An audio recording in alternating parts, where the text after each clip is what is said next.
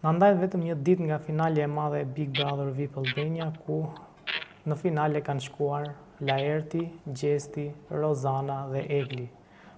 Për të folur për këtë kam të ftuar në një lidhje Skype ish banorin e Big Brother, Indrit Muratin. Indrit, shumë faleminderit për këtë intervistë. Faleminderit juve për ftesën. Indrit, besoj se tani edhe një ditë na ndaj nga finalja, publiku do të ketë vendosur se kush është fituesi i Big Brother VIP Albania. Si jeni parë 4 finalistë dhe kush mendoni se do të fitojë Big Brotherin? Po, siç edhe pritet kanë qenë ditë qeta, këto si të mos sot, një ditë para finales gjithmonë është qef Big Brotheri. Po, besoj siç e kam thënë edhe më përpara, finalja do ndahet mes Rozanës e Gjestit, po me mbështetësit që po shikojmë në rrjetet sociale, mbas edhe nuk përkthehen të gjithë në vota, por mendoj që fitues do jetë Gjesti këtë vit. Nga 4 finalistët, mendoni se duhet të ishte dikush tjetër dhe njëri nga finalistët që është tani duhet të ishte në finale? Me patjetër që duhet të ishte Gerta në finale. Dhe besoj që duhet të ishte edhe para Laertit.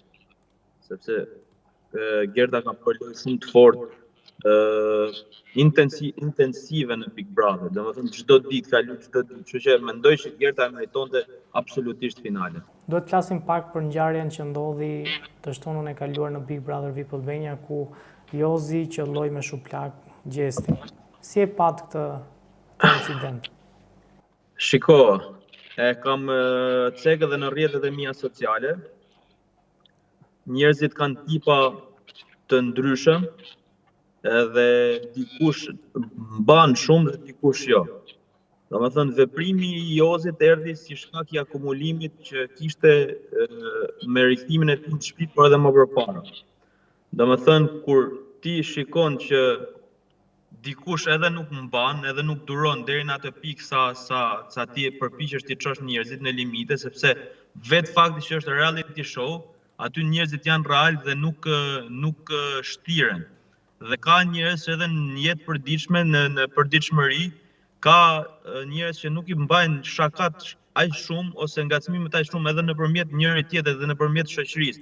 Për shembull, kemi shok që ja u dim limitet dhe përpiqemi që mos t'ja u kalojmë limitet, jo sepse do hajmë doj shuplak, sepse mes shoqënisë nuk ndodhin këta gjëra, po që mos thotë një fjalë më shumë ose që mos ketë hatërmbetje.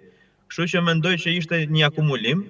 Absolutisht nuk jam dakord me gjestin që bëri Jozi, por që pastaj kjo i parapriu një diçka e shumë më të shëmtuar, që u bë një lloj gjyqi publik dhe një lloj tentative për përçarje midis Kosovës dhe Shqipërisë, kur dy individ të rritur, moshë madhore dhe të vaksinuar mund të zgjidhin vetë problemet mes tyre dhe nuk ka pse të përfshihet Kosova dhe Shqipëria. Sepse Jozi nuk goditi Kosovën dhe as Shqipëria nuk goditi Kosovën. Jozi goditi Gjestin siç mund të godiste dikë që mund të ishte nga Dibra, nga Kuksi, nga Lushnja, nga Laçi, çfarë lidhje ka. Domethënë nuk ka lidhje se nga ishte Gjesti, lidhje ka se në çfarë lloj limiti provokoi Gjesti dhe që ndodhi, kështu që besoj që nuk kishte pse të bëj kjo lloj përçarje kaq e madhe. Janë dy individ të rritur që mbajnë vetë mbi shpatullat e tyre përgjegjësitë e veprimeve të tyre. Përgjegjësitë mbi shpatulla Gjesti për provokimet dhe përgjegjësitë mbi shpatulla Jozi për goditjen. Si e patë menaxhimin e situatës që u bë qoftë nga banorët brenda Big Brotherit në momentin e parë ku Jozi goditi Gjestin, po ashtu edhe nga produksioni më vonë? A ishte i duri apo ndoshta duhet kishin reaguar pak më shpejt? Po themi parë dhe nga kritikat që është bërë Laertit dhe Rozanës që nuk kanë shkuar që në momentin e parë aty. Shiko, ne nuk duhet të presim që një sherr mes meshkujve të reagojnë gratë, them drejtën, më kupton? Laerti është ai që duhet të reagonte, sepse ne kur shohim një sherr që bëhet në klub ose në rrugë ose në kafene ose në stadium ose kudo, ndërhyjmë për të nda konfliktin. Kështu që mendoj që qëndrimi i Laertit nuk ishte fare i hishëm, që po rrinte me dur në xhepa dhe po bënte sehir, kur thëm që është ajo shpreha duke bë sehir. Nuk më pëlqeu fare veprimi i Laertit. Kështu që kur nuk reagon një burr, çfarë do të presim nga gratë? Pas këtij incidenti, Jozi u shoqërua nga policia, më pas u laj lirë. Por në rrjet, pas një dite, qarkulloi një video teksa Jozi këndonte me shokët e tij atë këngën Faqekuqen. A u duk si një lloj, po themi, kashilliki që po i bëj gjestit, parë dhe nga reagimet siç e cituat ju që patë ndaj Jozit, ku në fakt kishte një lloj mbi reagimi për atë gjithë atë incident. Nuk besoj se ka qenë me qëllim të keq, sepse Jozi është një këngëtar, është një artist, kështu që mund të kenë pas në ditëlindje ose mbledhje shoqërie, siç ne shoqëria mbledhet shpesh. Edhe Jozi këngëtar është, bile atë këngë ne kemi kënu shpesh herë edhe brenda në Big Brother.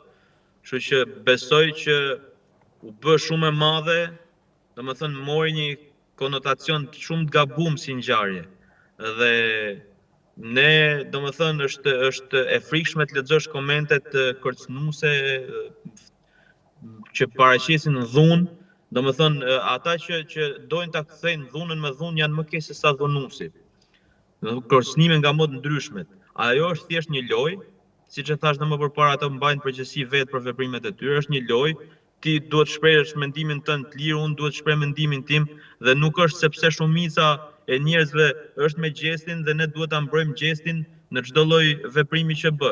Unë kam mbrojt gjestin kur ka qenë për të mbrojt dhe kam kritikuar është për të kritikuar. Por kur kritikon gjestin merr një lumë sharjesh dhe një lumë mesazhesh.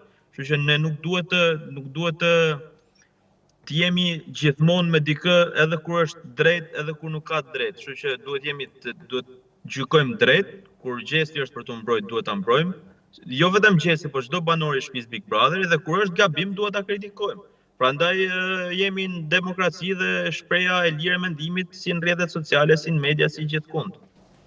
Indri, ti ke qenë pjesë e Big Brotherit, a e keni ndjerë atë, po themi, presionet ose ngacmimet që banorët e tjerë kanë ndjerë prej gjestit? Pra, si e keni pasur këtë lloj raporti?